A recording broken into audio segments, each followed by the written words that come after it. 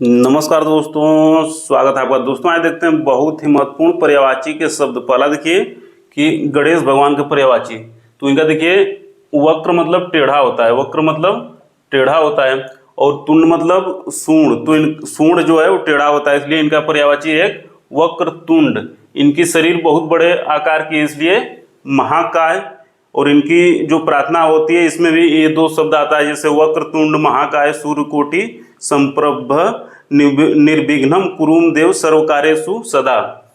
तो देखिए वक्रतुंड महाकाय, फिर देखिए एक ही इनका दांत बहुत बड़ा है, दूसरा बहुत छोटा है, इसलिए एक दंत। इनका उदर अर्थात पेट लंबा है, इसलिए लंबोदर। फिर देखिए हाथी की तरह इनका शरीर है, इसलिए गजवदन। फिर देखिए इनका वाहन मूस है, इसलिए मूसक वाहन। फिर देखिए आनन मतलब मुख, तो इनका मुख लगा है हाथी का, इसलिए गजानन। फिर देखिए गणपति गणाधिप गणनायक। शंकर भगवान के अनेक गण थे, जैसे कि काल भैरव, तो इनके नायक कौन है? गणेश भगवान, इसलिए गणाधिप गणपति और गणनायक पर्यायवाची है गणेश जी का। फिर देखिए विनायक, विघ्न को नाश करते हैं, इसलिए विघ्न नाशक। लड्डू इनको प्रिय है, इसलिए देखिए मोदक प्रिय, मोदक मतलब लड्डू, मोदक प्रिय। फिर देखिए मोददाता। नेक्स्ट देखिए गिरजा माता के नंदन अर्थात पुत्र हैं, इसलिए देखिए गिरजानंदन, भवानी नंदन और गौरी सूत, सूत मतलब पुत्र, तो गौरी सूत। फिर देखिए मूषक वाहन, हेरंब, द्वय मातुर, मंगल मूर्ति है, क्योंकि ये मंगल कार्य करते हैं सभी, इसलिए मंगल मूर्ति पर्यायवाची है गणेश जी का। फिर देखिए प्रथमेश्वर, क्योंकि जितने भी ईश्वर की पूजा होती है तो सबसे पहले गणेश भगवान की पूजा होती है, इसलिए प्रथमेश्वर पर्यायवाची है गणेश भगवान का। हनुमान जी का पर्यायवाची देखिए पवन पुत्र, पवन जी के पुत्र हैं पवन पुत्र। सूत मतलब पुत्र, तो पवन सूत। फिर देखिए पवन कुमार। मारुत तनय, तनय मतलब पुत्र होता है, तो मारुत तनय हनुमान जी का। मारुति तनय, मारुति तनय भी हनुमान जी का पर्यायवाची है।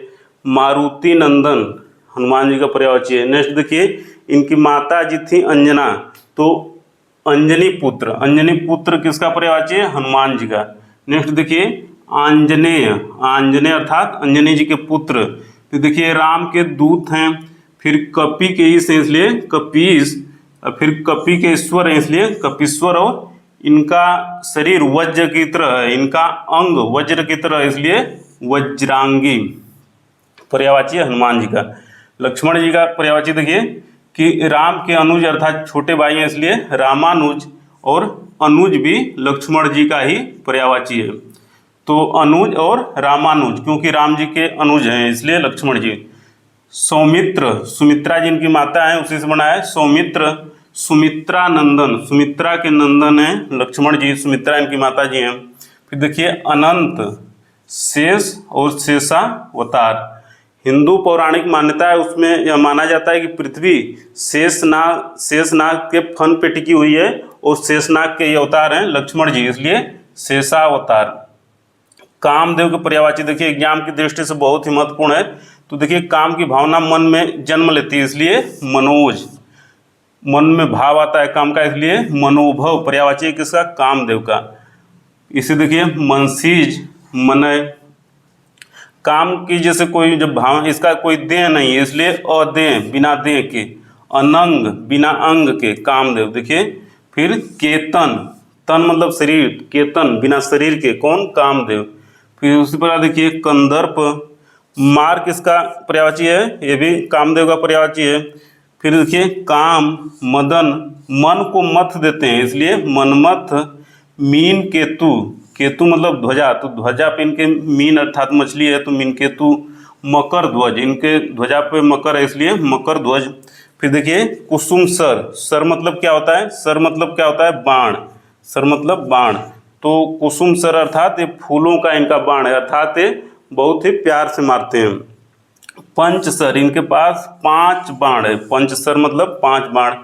पुष्प चांप, चांप मतलब धनुष, तो इनका धनुष किसका है? फूलों का है, पुष्प चांप। पुष्प धनवा, धनवा मतलब भी धनुष, तो पुष्प धनवा यानी धनुष पुष्प की है। फिर देखिए अस्मर रतिपति, इनकी पत्नी कौन है? रति, तो रतिपति पर्यायवाची है कामदेव का।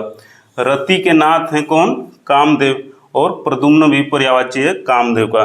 तो मिलते हैं जल्दी अगले पर्यायवाची क्लास में, तब तक सादर नमस्कार।